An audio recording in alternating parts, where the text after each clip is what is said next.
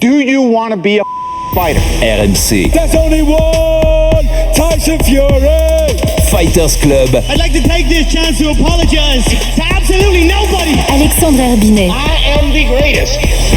Bonjour à toutes, bonjour à tous et bienvenue au 131e numéro du RMC Fighter Club. Un RMC Fighter Club qui revient cette semaine dans le ring. On va parler boxe avec le retour de Tyson Fury et tout ce qui fait l'actualité du Noblard. Avec moi pour parler boxe cette semaine, mon compère du Fighter Club, il est toujours là avec moi, peu importe le sujet. Monsieur Jonathan Macardy, bonjour. Salut Alex et salut à tous nos amis sur Twitch. Exactement, on est sur Twitch aujourd'hui. N'hésitez pas à nous poser vos questions dans le chat et on y répondra avec plaisir avec Jonathan.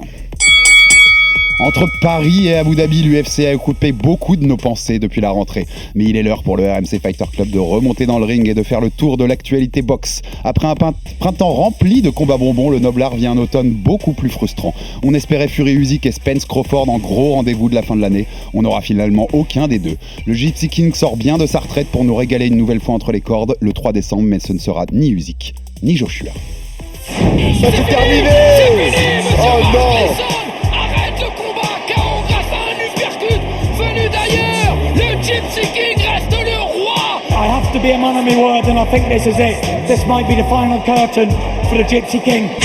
Jésus 2, le retour. It's again from Chisora. Can he turn the tide here against Tyson Fury in round 7? Simon, oui. Tu l'as vu ce matin au marché? Je n'ai jamais vu quelqu'un distribuer autant de pain à la fois.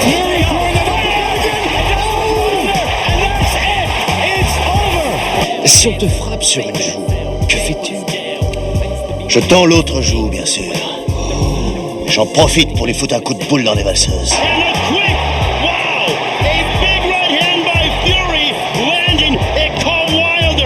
Maintenant, ça va chier.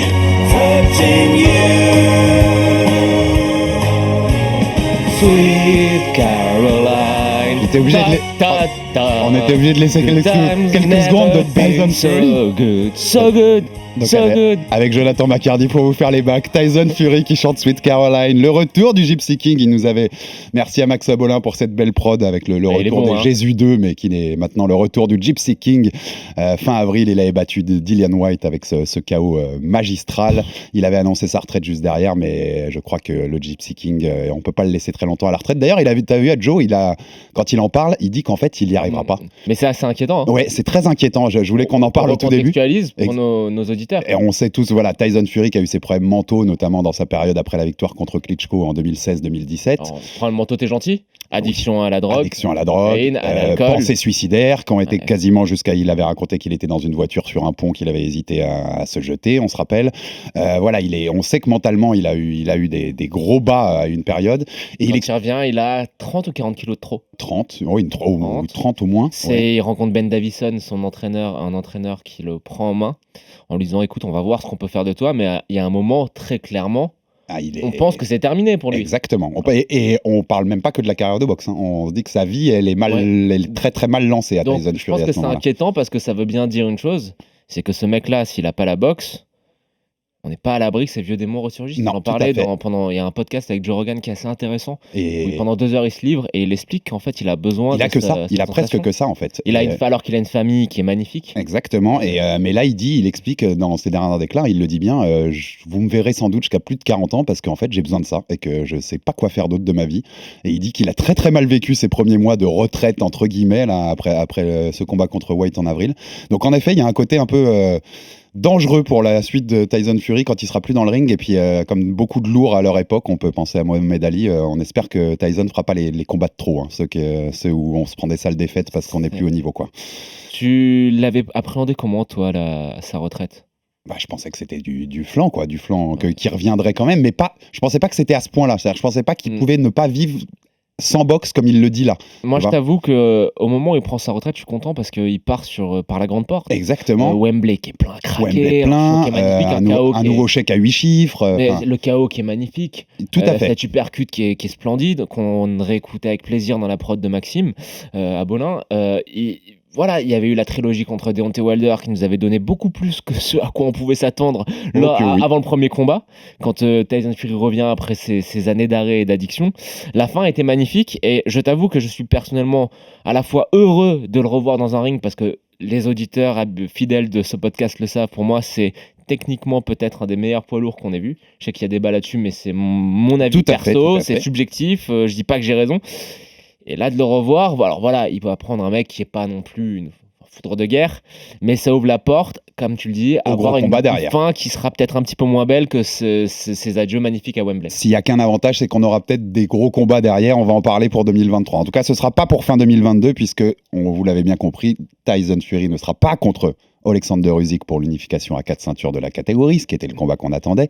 Il ne sera pas non plus contre Anthony Joshua pour le duel de l'Angleterre que les deux nous avaient vendu en disant qu'ils s'étaient mis d'accord pour ce combat en décembre. Et ce sera donc face à Derek Chisora, un autre Britannique, autre duel 100% britannique. On sera au Tottenham Stadium à Londres le 3 décembre. Alors là où ça devient un peu... C'est un combat qu'on aura mais qu'on n'avait pas envie de voir, c'est qu'il y a déjà 2-0 en fait. C'est une trilogie. Tyson Fury il a battu Derek Chisora 2 fois, une décision unanime en juillet 2011 et puis un abandon du coin de Chisora à la fin de la 10e reprise en novembre 2014. Joe, c'est simple. On n'a pas envie de voir ce combat, non ? Franchement, je vais le regarder parce que c'est Tyson Fury et qu'on le dit, toute sortie dans le ring de Tyson Fury, elle est de toute façon intéressante à voir. C'est un des meilleurs boxeurs de la planète, mais c'est pas du tout ce qu'on avait envie de voir le 3 décembre, hein, Joe. Alors, mettons-nous dans la situation classique de la boxe et non pas dans la situation de personnes qui font un podcast aussi sur le MMA et sur l'UFC. Tu préfères voir Tyson Fury contre Derek Chisora en préparation au pif, Tyson Fury Usyk ou Tyson Fury Anthony Joshua, ou de revoir un Tyson Fury Tom Schwartz? Je préfère 100 fois Chisora. Même pour l'histoire que ça vend en Angleterre. Exactement. Et l'aura populaire qu'il y aura, en tout cas là-bas à Londres, ça c'est sûr. Mais il faut se remettre dans cette optique-là, je pense, de la boxe qui n'est pas, qui fait que même un champion du monde n'a pas que des très très gros combats, qui a aussi des tune-up fights pour se remettre un petit peu dans le bain. Et je pense que en termes de, si on considère ça comme un tune-up fight, c'est un très beau tune-up fight, c'est-à-dire un très beau combat de préparation. Disons qu'en sortie de 2021 et de la deuxième victoire de Fury sur Wilder en octobre, si je dis pas de bêtises, 2021, tu t'attendais pas à ce qu'en 2022 il affronte Dillian Whyte et Derek Chisora. On voulait mieux. Mais en termes de tune-up fight, je le répète, c'est mieux que Tom Schwartz et le grand gaucher. C'est Ferrin. Non.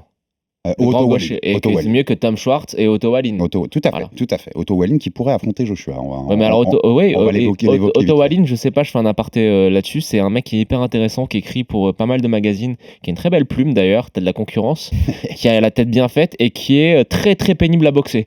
Long, gaucher, un peu avec des mouvements un peu gênants. Ça, c'était la petite. Et on l'avait vu contre Tyson d'ailleurs. On l'avait vu contre Tyson. Il ouvre Tyson et si c'est un docteur qui n'a pas la pression du contrat de Tyson Fury, je pense que vu la coupure, il peut l'arrêter. Tout à fait.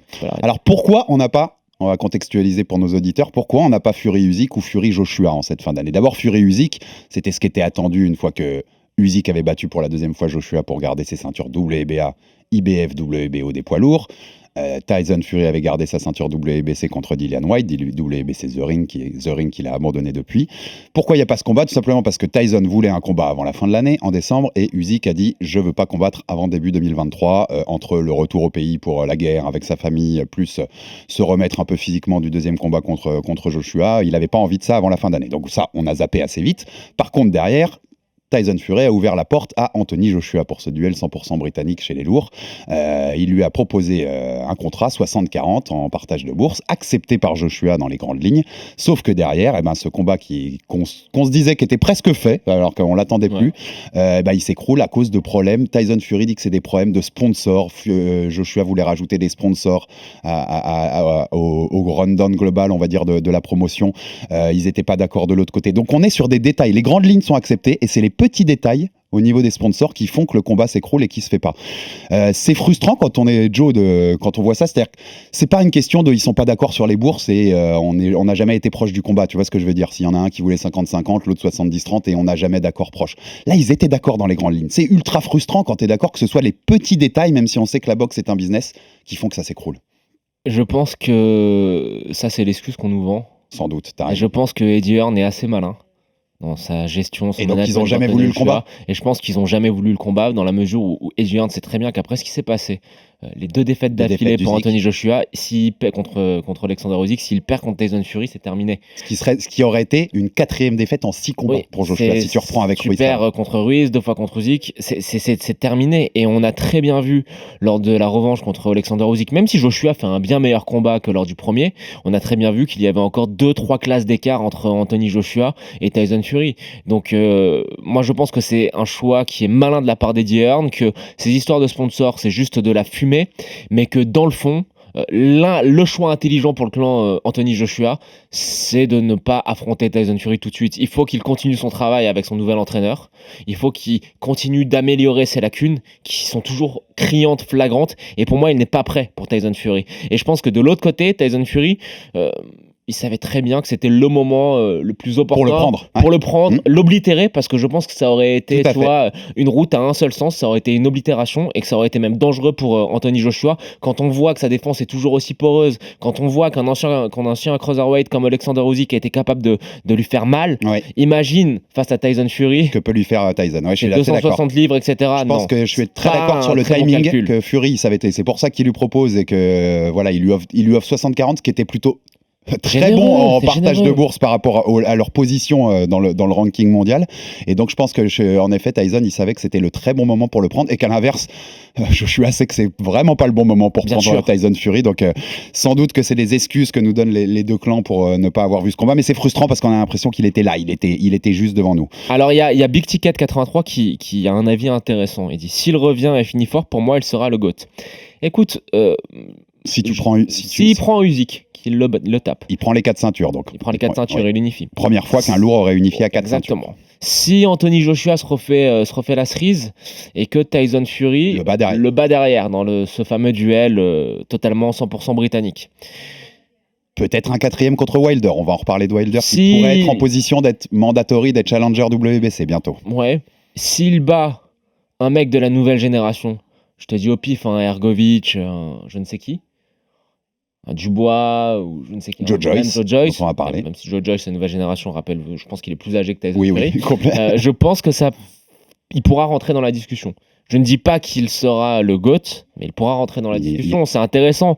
Et juste le fait d'unifier et de nous offrir cette opportunité de 4 ceintures contre Alexander Usyk, c'est quand même très très bien. Alors moi, pour conclure sur ce sujet-là, je vais juste dire une chose, c'est que oui, on est déçu, mais si on se remet dans la logique classique de la boxe, à savoir, tu prends un combat de préparation avant un gros combat, je trouve que Derek Chisora, c'est un très très beau combat de préparation. On avait en question dans le chat aussi, elle m'a fait sourire, mais les gars, on n'aurait pas pu avoir un Fury Yoka, ça aurait été marrant. Ça, c'était un vrai tune-up fight pour le coup. C'est presque un petit tacle méchant, désolé Tony, mais pour Fury, c'est un tune-up fight. Ça n'aurait pas été marrant, ça aurait été dangereux, c'est pas pour bien. le clin d'œil et on espère, en tout cas, peu importe, parce que je sais que t'es pas le plus grand fan, Joe, mais on espère revoir assez vite Tony Yoka. Moi, j'espère. Moi, je sais sur le moi, ring. j'ai jamais dit que j'étais pas le plus grand fan. Je dis juste que pour l'instant, il a pas que c'est le bruit médiatique qui a été monté autour de lui qui n'est pas à la hauteur de ce qu'il a montré dans le ring. Yoka Je souhaite Joshua, que le c'est meilleur. bien sur la forme des 2 combattants. Mais Sortent moi, tous les deux d'une victoire, je pense que d'une Tony doit recombattre aux États-Unis sur des undercards, Ouais, je suis d'accord, tranquillou, je suis d'accord se faire la avec toi. confiance. Et je suis persuadé qu'un jour, Tony sera dans le haut du classement. On dans le haut des en classements, a déjà parce parlé. Il a un potentiel qui est fabuleux. On en a parlé, je suis bien d'accord avec Tu toi. sais, c'est comme et AJ. on verra assez vite. C'est comme AJ, il a des lacunes qui sont criantes, notamment sa gestion au clinch. Mais s'il les améliore, Mais c'est des choses sur lesquelles tu peux travailler. Il peut faire quelque chose. Et pour finir sur Fury, on va citer le plan de Frank Warren, son promoteur via Queensberry Promotion, son copromoteur anglais, qui a donné ce plan pour les mois à venir. Chisora en décembre, Alexander Usyk en février ou mars pour l'unification à 4 ceintures. Et on sait depuis qu'il y a des vrais pourparlers qui sont déjà en cours. Les 2 camps sont déjà en train de négocier avant même le combat contre Chisora pour faire cette unification contre Usyk, qui est chaud bouillant pour que ce soit son combat de retour en début d'année. Donc il y a possibilité qu'on le fasse. Et s'il gagne, Joe Joyce à l'été 2023, qui est un de ses challengers mandatory désormais. Elle serait belle l'année. Mais si le plan de Frank Warren, et s'il gagne tout, il devient réalité. S'il gagne tout, on peut considérer que la carrière, je te dis pas les accomplissements, mais que la carrière et le scénario de la carrière de Tyson Fury, c'est-à-dire je vais prendre la ceinture à Klitschko en Allemagne, je sombre dans la dépression, dans la drogue, dans l'alcool, dans l'impression que je suis perdu pour la boxe, je reviens, je fais cette trilogie contre Deontay Wilder, j'unifie contre Usyk. Je pense que sa carrière, elle sera dans les livres d'histoire. Et comme il a mis la ceinture The Ring, on sait qu'elle est la plus prestigieuse pour nous, on l'a déjà dit au Fighter Club, comme il l'a mis vacante après sa retraite, The Ring lui a enlevé. S'il la regagne contre Usyk, qu'il a pris depuis, ça ferait 3 fois qu'il est champion des poids lourds The Ring, ce qui est un record qui serait partagé avec Mohamed Ali. Donc il marque un peu plus l'histoire s'il fait ça contre Usyk. Juste rapide en 5 secondes, on y a droit en début d'année à Usyk Fury pour toi? Moi je pense qu'on y a droit. Je pense que les deux sont chauds et les deux sont motivés. Je pense qu'on y a droit. Ouais. Je pense qu'on y a droit et je pense que c'est un bon move de la part de Tyson Fury que de prendre ce combat. J'insiste contre Derek Chisora pour se préparer. Ça n'a rien à voir en termes de style. Non. Juste pour rester actif. Pour rester actif et machin. Très bien. En tout cas, si ça se fait début d'année, on va vous préparer quelques émissions sur celui-là parce qu'il méritera le déplacement. Usyk contre Fury, bien entendu. On reste chez les lourds et on va passer à celui qui a fait son retour il y a 15 jours et qui a impressionné Monsieur Deontay Wilder. Donc contextualisation, mi-octobre, on était 1 an après ce combat de la trilogie contre Tyson Fury et sa défaite. Il revient contre Robert Helenius, le Finlandais, KO foudroyant dès le premier round. Helenius qui est son grand partenaire d'entraînement, sparring partner de Wilder depuis des années, donc ils se connaissaient par cœur les deux. Helenius d'ailleurs qui a annoncé qu'il prenait sa retraite derrière ce combat-là. Il a pris son dernier gros chèque et merci, au revoir. Au revoir, merci pour tout. La situation pour Deontay Wilder, ce combat contre Helenius était une sorte de demi-finale pour devenir challenger WBC. On sait que Deontay Wilder est l'ancien champion WBC. La finale, c'est contre Andy Ruiz Jr. Andy Ruiz, donc, ce serait Andy Ruiz, l'ancien champion du monde, qui avait battu Joshua, contre Deontay Wilder. Le vainqueur serait le challenger obligatoire de Tyson Fury, ce qui pourrait nous donner un Wilder Fury 4. Enfin, Fury Wilder, puisque c'est Fury le champion. Il a aussi ouvert la porte, de plus en plus, il en parle à toutes les interviews désormais, à Joshua. En disant ce combat contre Joshua qu'on attendait il y a quelques années pour l'unification, même s'il n'y a plus de ceinture, c'est toujours, selon Wilder, c'est toujours un des combats les plus vendeurs, les plus lucratifs qui est possible en boxe, l'américain contre le britannique, dans un stade en Angleterre ou dans une belle salle aux États-Unis. Il dit que ce sera encore un des trucs qui attirait le plus le public. Usyk a aussi ouvert la porte en lui disant si ça se fait pas avec Fury, moi affronter Wilder, c'est pas un truc qui me dérange. Au contraire, ça renforcerait un peu ma légende et ce que j'aimerais laisser comme marque dans l'histoire de la boxe poids lourd. Qu'est-ce qu'on veut? Qu'est-ce que tu préfères là dans les 3 choses que je viens de te donner, Joe? Qu'est-ce que tu préfères pour notre ami Deontay Wilder? Et qu'est-ce que tu as pensé pour commencer de sa perf et de ce KO foudroyant contre Helenius? Si Deontay Wilder a fait du Deontay Wilder, c'est-à-dire qu'il le met KO salement avec une droite qui est même pas plein pot. C'est ça qui est quand même impressionnant, on le savait, la puissance d'un mec qui est capable de mettre KO Louis King Kong Ortiz avec un jab sur le front. C'est quand même un mec qui est un vrai danger pour toute la division. Ça, c'est ce que j'ai pensé du combat. C'était un peu anecdotique. Très bien d'avoir attendu 1 an parce qu'il a pris quand même beaucoup de coups dans sa trilogie contre Tyson Fury. On avait vu des améliorations dans le 3e combat. Là, on a eu le temps de revoir parce que c'était beaucoup trop court. Il a gardé sa puissance, c'est très bien. Donc, c'est une très bonne gestion de carrière. On parlait de gestion de carrière tout à l'heure, tu vois, d'avoir pris le temps et d'avoir un adversaire facile pour revenir, c'est très bien. Il annonce, parenthèse importante sur comme tu parles, gestion de carrière, il annonce qu'il en a que pour 3 ans. Il veut pas combattre au-delà de 40 ans. Il est à 37 là. Il a annoncé que c'est son dernier run, c'est pour 3 ans pour redevenir champion du monde. La puissance, qui a toujours été sa qualité numéro 1, c'est la dernière des choses à partir. Il y a le timing, la vitesse qui partent un petit peu avec l'âge, mais la puissance, tu la gardes longtemps. Donc ça, c'est très bien. Ensuite, par rapport aux attentes, écoute, le combat contre Ortiz, moi, il me donne envie. Parce que c'est un combat que j'ai toujours contre Andy Ruiz, il me donne envie parce que c'est un combat que j'ai toujours voulu voir. Après, le problème, c'est qu'Andy Ruiz, j'avais beaucoup d'espoir sur le fait qu'il rejoigne l'entraîneur de Canelo, toute la team Canelo, mais on n'a pas vu beaucoup d'amélioration dans sa boxe. Il a toujours ses mains très rapides, ce coup d'œil, cette gestion et cette faculté à rentrer à l'intérieur, dans la poche, dans la boîte, qui sont impressionnantes, mais j'ai pas vu d'amélioration très significative, même s'il a une belle victoire contre King Kong Ortiz. Donc Wilder, Ruiz, ça me fait très envie, mais moi je le rejoins, je suis d'accord. Joshua Wilder, avec toute l'attente qu'on a eue pendant des années, même si ça se fait maintenant alors que les deux sont plus vraiment au même niveau. En fait, c'est cool. On a envie de le voir. Grave. On a grave envie de le voir. Oui. Ça représente. Ça vend à mort. Ça vend grave. Je suis pas sûr, tu vois. Je suis pas sûr que ça vende pas plus que Fury Usyk. Je pense que ça vend plus, notamment auprès du public américain. Je pense qu'il faut se rendre à l'évidence. Anthony Joshua vend plus que Tyson Fury. Bien sûr. Voilà. Et Wilder vend plus qu'Usyk. Oui, c'est vrai. Donc aux États-Unis, ça vend plus ce combat. Mais je te rejoins. C'est encore un des combats les plus attendus, ça c'est évident. Mais après, moi je persiste sur un point, c'est que Deontay Wilder est le numéro 2 derrière Tyson Fury de la catégorie. Ouais, je suis assez d'accord avec toi. Parce que j'adore Alexander Usyk, mais tant que j'aurais pas vu Alexander Usyk résister à la puissance de Wilder, j'y crois pas. Parce que ce mec-là, il a un truc qui est...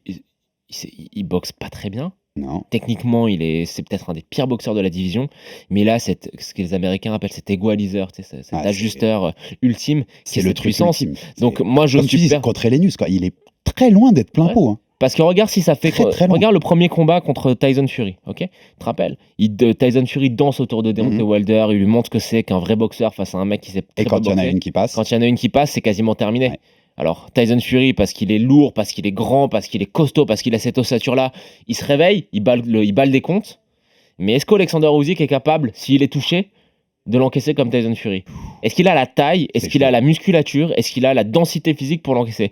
Tant que je l'aurais pas vu, j'aurais du mal à y croire. Et tu sais que, comme toi, je suis dans le fan club absolu d'Alexander Usyk. Et en tout cas, puisque c'est les deux sports qu'on évoque dans cette émission, mais on nous fait des caisses et à raison sur la puissance de Francis Ngannou à l'UFC et en MMA.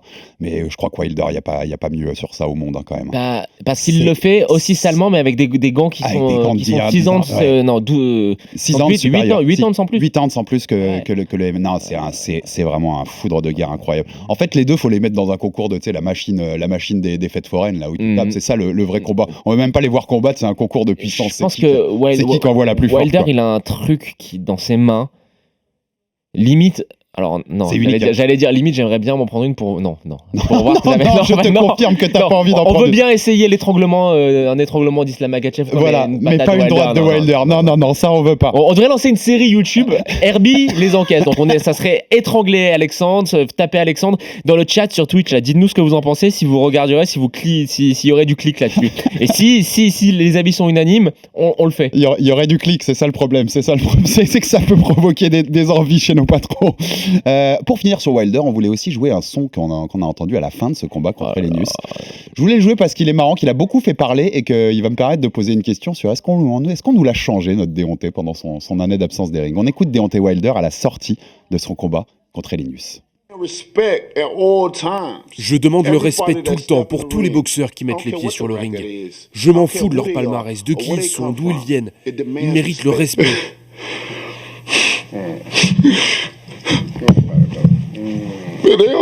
Mais ils ne me comprennent pas. Vous ne comprenez pas ce qu'on doit traverser. Il y a tellement de choses à dire. C'est pour ça qu'on ne joue pas à la boxe. C'est trop sérieux. Je m'inquiète tous les jours pour les boxeurs. J'ai toujours été un grand défenseur des combattants parce qu'on se fait mal. Ce n'est pas un sport. Un sport, c'est quelque chose dans lequel vous jouez. Vous ne jouez pas dans la boxe. On risque nos vies pour vous divertir. Alors ce célèbre discours que beaucoup de boxeurs ont, on ne joue pas à la boxe, comme on ne joue pas au MMA parce que c'est dangereux, parce qu'on risque nos vies pour vous. Là où ça me faisait rire, c'est le côté on nous l'a changé notre Deontay. C'est pas le Deontay Wilder qui m'annonçait qu'il voulait tuer quelqu'un dans un ring parce qu'on lui permettait légalement de le faire. Acteur studio. Alors qu'est-ce que tu crois, c'est il ment quand il disait je veux tuer quelqu'un dans le ring ou il ment maintenant? Quand je dis il ment, entre guillemets, tu vois ce que je veux dire, ça reste limité au niveau mensonge. Mais le vrai Deontay, c'est lequel? C'est celui qui veut tuer quelqu'un ou celui qui dit on joue pas à la boxe? Celui qu'on a rien à foutre. Moi, je pense que c'est celui qui veut tuer quelqu'un. Le vrai dans le fond du fond. Non, moi, je pense qu'il a ni envie de tuer quelqu'un et qu'il en a juste aussi rien à foutre de ce qui se passe pour ses adversaires. Je pense que là, c'est acteur studio. Je pense que la vérité, elle est entre les deux. Et que la vérité, tu vois, on a fait les éloges de la puissance, de sa capacité à gérer sa carrière, etc. Mais par contre, dans le cerveau de Deontay Wilder, j'ai toujours pensé qu'il y avait des grands robinets d'eau tiède. J'ai jamais été très fan de ses sorties. J'ai jamais cru au coup de je veux tuer quelqu'un dans un ring. Ça, j'ai toujours pensé que qu'il le pensait pas. Là, il jouait son côté monstre. Quand il joue un rôle. Ouais, c'est un mec qui joue un rôle et j'ai du mal à croire à tout ça. S'il vend, c'est pas pour ses prestations derrière un micro, c'est juste parce qu'il a cette puissance quasiment divine dans la main droite. Après, écoute, je pense qu'il essaye peut-être de se racheter une petite image, qu'il a des bons conseillers qui lui ont dit tu sors quand même de 2 défaites et demie face à Tyson Fury, peut-être qu'il faut montrer un côté plus humain. Je pense, tu sais qu'aux États-Unis il y a beaucoup de média training, je pense que ça joue beaucoup. Et puis quand il dit qu'il demande le respect pour tous les boxeurs, c'est pas lui qui a dit qu'il ne pourrait jamais avoir de respect, une once de respect pour Tyson Fury, parce qu'il pense que Tyson Fury a triché. Est un drug cheater, un tricheur et un drogué. Qu'on lui a empoisonné son eau, qu'il avait des barres de métal dans ses gants. C'est vrai qu'au niveau respect, oui, il en a pas eu des masses pour ça. Bon, on va pas passer des heures là-dessus. On a fait notre tour des poids lourds. On dit aussi qu'Anthony Joshua devrait revenir pas avant 2023. Ça a été annoncé par son promoteur Eddie Hearn. Sans doute, Otto Wallin fait partie, dont on parlait, fait partie des adversaires possibles. Voilà. On aura beaucoup de choses à dire sur les lourds en 2023 et on se retrouvera au Fighter Club, bien sûr, pour en parler. Et on n'est pas à l'abri qu'AJ revienne en 2023. En ayant totalement intégré ces nouvelles méthodes d'entraînement et en nous proposant des très grosses surprises. On a envie de voir ça et je sais qu'il bosse beaucoup en ce moment. Comme Tony Yoka, je sais pareil, les arrêts c'est parfois bénéfique. Et on va passer à un autre combat qu'on voulait vraiment voir en cette fin d'année, peut-être celui qu'on voulait voir le plus et auquel on n'aura également pas le droit. Oh Errol non. Spence Jr., Terence Crawford, unification à 4 ceintures chez les welter. Crawford à la ceinture WBO, Errol Spence, l'américain, l'autre est américain aussi, à les ceintures IBF, WBC, WBA. C'est simple. Crawford avait battu Sean Porter l'année dernière, fin 2021. Spence a battu Yordenis Ugas en avril pour ajouter la ceinture WBA à ces deux autres. Après ça, on se disait qu'il n'y avait plus rien pour empêcher ce combat, puisque Crawford n'est plus lié à Top Rank. Il pouvait donc aller chez PBC, chez Alemon, le manager, pour faire ce combat contre Errol Spence. Les deux annoncent, c'est le combat qu'on veut, on veut rien d'autre, c'est le seul qu'on va négocier. Tout est fait pour qu'on l'ait. Il y a une date qui est déjà un peu dont on a entendu parler, c'était le 19 novembre, c'est-à-dire que les négociations se faisaient pour un combat le 19 novembre, sans doute au Madison Square Garden ou à Vegas. Tout était fait pour. Et puis ça s'écroule. Alors ça s'écroule, il y a des raisons. Terence Crawford explique qu'on ne lui a pas proposé de bourse garantie. C'est-à-dire qu'a priori, il a demandé, sa première demande, c'était de 22 millions de dollars. On lui a dit non, Coco, et on lui aurait proposé au mieux 8 millions. Donc, il a voulu plutôt un pourcentage de bourse, une séparation, on en parlait tout à l'heure, à la 60-40, par exemple, ou des choses comme ça. On lui a accepté ça, sauf que derrière, en fait, lui voulait et ce qui peut se comprendre d'ailleurs, ce qui est assez logique, il voulait avoir un droit de citer sur notamment les dépenses de PBC pour organiser l'événement. Qu'est-ce qu'on va dépenser pour tel ou tel truc, pour la sécurité, pour peut-être l'accueil des VIP, ce genre de choses. Il voulait avoir droit sur les dépenses puisqu'il a un pourcentage des recettes qui allaient tomber sur lui. Donc il disait, c'est logique que moi je sois impliqué aussi dans ce qu'on dépense puisque ça va jouer sur le chèque que je gagne à la fin. Résultat, les deux s'accusent de ne pas vouloir le combat, ça s'écroule et ça se fait pas en tout cas pour cette fin d'année. Alors ils disent qu'ils restent en contact et que les négociations continuent d'avancer peut-être pour le début d'année 2023. En attendant, on l'a pas. Et Terence Crawford qui voulait absolument combattre au moins une fois en 2022, puisque je l'avais dit, c'était Sean Porter fin 2021 son dernier combat. Il affronte David Avanessian le 10 décembre chez lui à Omaha, Nebraska, sur une plateforme BLK Prime, une nouvelle plateforme de streaming, avec un chèque garanti à 8 chiffres, donc plus de 10 millions de dollars pour affronter Avanessian alors qu'il y a Errol Spence qui était dans le coin. Joe, en fait, ma question est presque, quand t'es Crawford là, si tu gagnes 10 millions de dollars au moins pour affronter Avanessian, en fait, il n'y a pas besoin de faire Spence là. C'est nous les geeks de la boxe qui voulons absolument ces combats qui sont pour l'héritage, mais en fait, il a aucune raison de prendre ça. Il affronte des mecs qu'il va détruire pour 10 millions de dollars. Oui, alors faut voir si cette opportunité, c'est pas juste un one shot, parce que moi je me méfie des nouvelles plateformes qui sont lancées et qui offrent des contrats faramineux. Rappelle-toi des contrats que DAZN avait proposés lorsque DAZN se lance dans la boxe, que ce soit à Canelo. Il y a eu un procès oui, tout à fait. après pour malversation. 360 millions, je crois, le contrat de Canelo et DAZN. Le contrat qui n'a pas forcément toujours été honoré avec Gennady Golovkin, donc je me méfie et je me demande si c'est pas juste un one shot. Ceci étant dit, je pense que notre ami Bob Arum a suicidé la carrière de Terence Crawford en disant qu'il ne vendait pas, qu'il n'avait pas la démographie, qu'il n'avait pas les followers. Résultat dans les négos. Dans les négos, à chaque fois, il se retrouve en position de faiblesse. Je pense que les demandes qu'il avait pu effectuer n'étaient pas si déconnantes que ça. C'est un mec qui n'est pas non plus le mec le plus intéressé par l'argent. Non. Si il y a un boxeur qui cherche vraiment la legacy, comme on dit, c'est l'héritage qu'il va laisser, la trace qu'il va laisser derrière lui, je pense qu'il en fait partie. Je pense qu'il sait qu'il a besoin à titre personnel d'affronter Spence et je pense juste que PBC joue sa carte aussi parce que PBC ne représente pas Crawford. PBC a un boxeur qui est bien plus jeune, qui est Spence, et qui à mon sens peut vendre un petit peu plus de sa personnalité qui est plus flamboyante que Terence Crawford.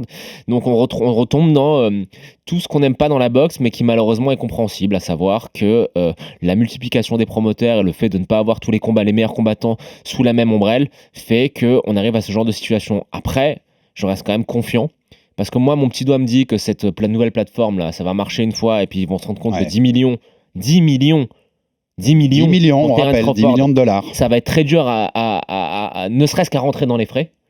Je pense que ce sera un one shot et qu'après tout le monde va retrouver la tête froide, se remettre autour d'une table et nous offrir enfin ce combat pour à l'été 2023. J'ai toujours espoir.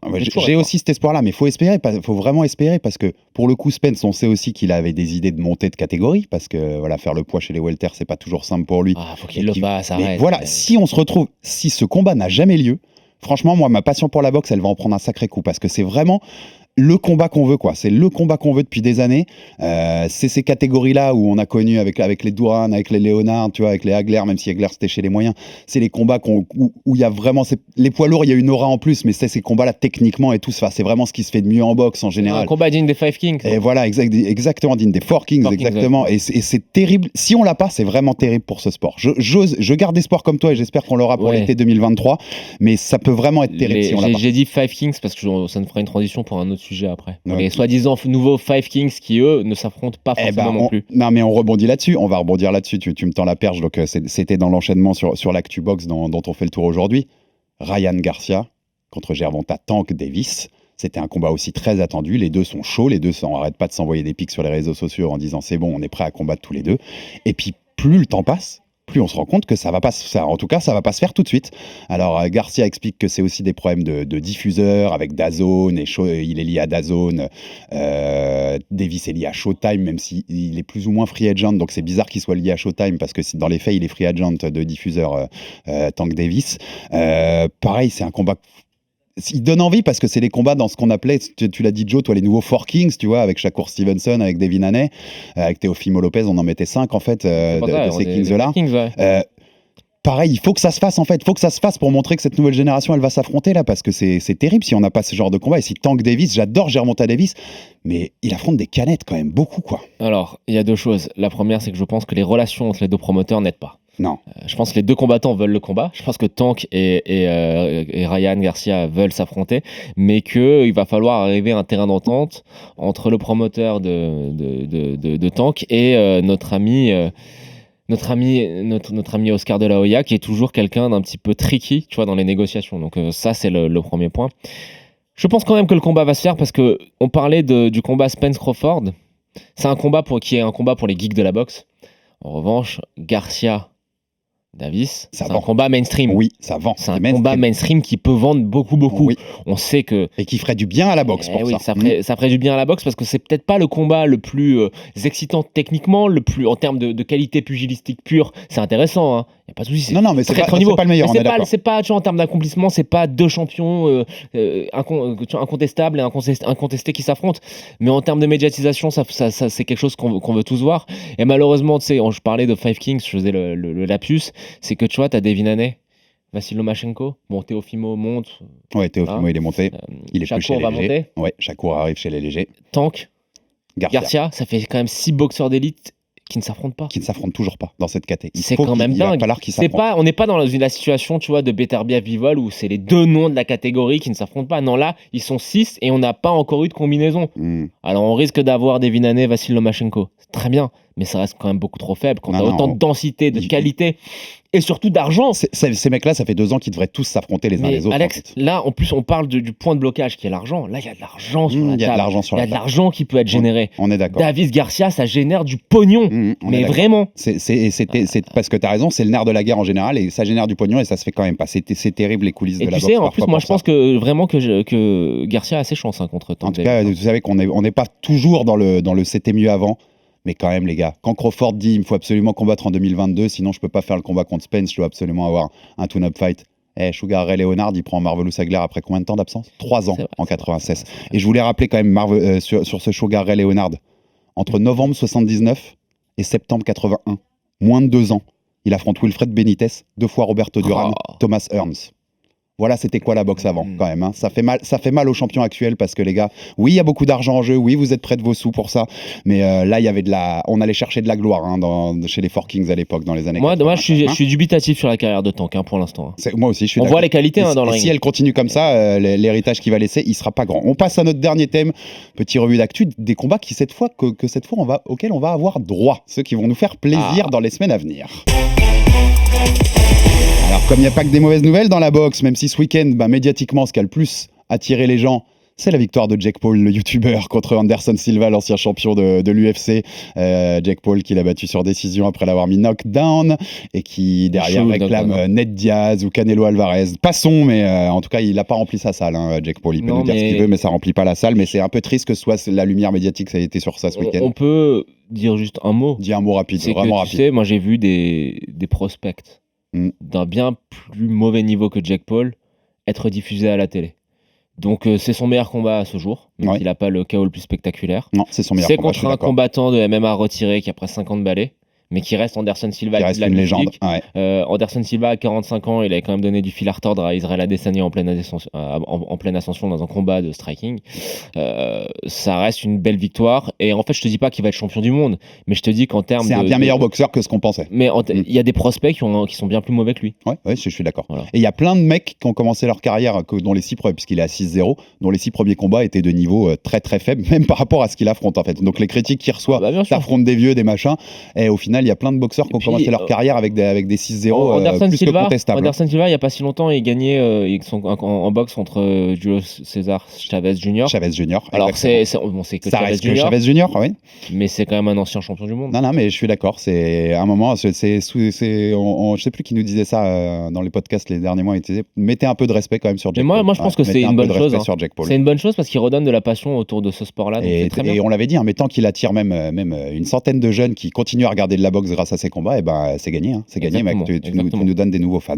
Bon, il n'y a pas que des mauvaises nouvelles dans la boxe, puisque ce week-end, outre Jake Paul contre Anderson Silva, il y avait le retour de un de nos chouchous, Vassili Lomachenko, que tu as évoqué jusque-là. Retour ce week-end à New York contre Jamaine Ortiz. Victoire par décision unanime, dont un 117-111, assez lunaire, parce que le début de combat est quand même bien à l'avantage d'Ortiz. Loma, il met du temps à démarrer, comme contre Teofimo Lopez en 2020. Il met du temps à rentrer dans son combat. Il domine la deuxième partie de combat, mais tu sais, c'est un Loma un peu en mode diesel, quoi, comme il avait fait contre Lopez. Après le combat, Devin Haney, champion du monde unifié à 4 ceintures des légers, est monté sur le ring. Ça commence à se chauffer. Les deux sont chez Top Rank. Shakur Stevenson, dont tu parlais, qui monte chez les légers aussi, il est également chez Top Rank. Top Rank a fait un sondage sur ses réseaux sociaux pour demander qui le public voulait voir contre Loma, Haney ou Stevenson. Je pense que ça va se faire contre Haney parce que c'est le seul but de Loma. Loma a dit c'est mon dernier rêve de boxe. Je veux unifier les 4 ceintures d'une catégorie, donc je veux ce combat contre Devin Haney. Il dit même, et c'est tout à son honneur par rapport à ce qu'on disait là, que la face A de ce combat, c'est Devin Haney parce qu'il a toutes les ceintures. Donc il est prêt à aller le boxer où il veut, même chez lui, n'importe où, qu'il est prêt à accepter des concessions financières, à pas faire de 50-50, mais à prendre la plus petite part du gâteau, parce que c'est Devin Haney le champion. Bravo à Loma pour ça, de mettre, par rapport à d'autres boxeurs qui négocient comme des marchands de tapis. Lui, au moins, il est prêt à avouer, j'y vais je suis prêt à concéder tout pour aller chercher ces 4 ceintures. Ma question sur Loma, Joe. Est-ce que le Loma un peu moins bon qu'on a vu là contre Ortiz quand même, il baisse de pied, ou alors c'est qu'il attend juste ce combat d'unification pour redevenir le vrai Loma et il n'y a que ça qui l'intéresse en fait? Est-ce que tu sens que tu es un Loma qui est sur la pente descendante ou c'était juste le contexte? Je pense que c'est un Vassili Lomachenko qui a sa carrière qui est très belle, mais qui a mal géré ses derniers combats. Et je serais très indulgent quand on sait d'où il vient. Ce qui s'est passé pour lui dans sa vie personnelle sur les derniers mois. On rappelle bien avec sûr la guerre en Ukraine. Il il s'est engagé. Il n'était pas au front, on va pas se mentir. Il racontait avant ce combat contre Ortiz qu'il a la maison à côté de chez lui a explosé sous une bombe. Bien sûr. Quand même. Donc je pense que ça a dû être quand même très difficile pour lui de se préparer, d'être totalement concentré là-dessus. Chapeau à lui pour sa manière d'appréhender le combat contre Devin Haney. Et je pense qu'on n'est pas à l'abri de revoir le Vassili Lomachenko étincelant, très très fort, qui est tout simplement peut-être le meilleur boxeur sur Terre face à Devin Haney quand le challenge sera vraiment présenté. Gestion de combat, c'est un problème. Par contre, la gestion de combat, c'est un vrai problème. Faut qu'il démarre plus vite. Est-ce qu'il est capable de démarrer plus vite? Je sais pas. Je sais pas s'il faut pas qu'il fasse 2-3 rounds avec un sparring dans la salle en se préparant. Mais après, techniquement, même s'il démarre lentement, on voit que techniquement, quand il accélère, il y a quand même des classes d'écart. C'est plus, je trouve que il y a des classes d'écart, c'est plus ce magicien qu'il y avait à une époque, c'est-à-dire que où dès le début du combat, il mettait l'enfer à l'autre. Là, en effet, il a ce côté diesel. Moi, je suis assez d'accord avec toi. Je pense que le Loma, il nous garde une dernière grosse performance. On rappelle plusieurs centaines, des centaines de combats chez les amateurs, de médailles d'or olympiques. Il a un passé, Lomachenko. Il a commencé très jeune avec son papa à boxer. Il a beaucoup de kilomètres de boxe derrière lui, donc c'est compliqué peut-être d'être au top tout le temps maintenant. Mais je pense qu'il va nous regarder une dernière perfo Loma au sommet contre Devin Haney. Alors, prendre les 4 ceintures et peut-être prendre sa retraite derrière. Le match-up est horrible. Il est horrible pour lui. C'est le pire de la KT. T'as vu quand ils sont face à face dans le ring, il est beaucoup plus grand à Haney, on le savait déjà, mais voilà, ça va être physiquement, va y avoir une vraie différence. C'est très dur pour lui, mais je pense que si on doit voir une dernière fois Loma être Loma, ce sera contre Devin Haney pour les 4 ceintures. Pour moi, je pense toujours que Loma, il est pas dans sa catégorie de poids. qu'il est monté parce qu'il est très courageux. C'est un super plume. C'est un super plume. Il n'a rien à faire dans cette caté-là. Évidemment qu'il va avoir le désavantage de la taille à chaque fois. Mais quand je te dis que c'est le pire des match-ups, c'est simplement parce que tu vois, tu me fais Lomachenko contre Davis par exemple. Je pense que Davis aura l'avantage de puissance que tu veux, mais que Lomachenko a les qualités pugilistiques pour gérer la puissance de Tank Davis.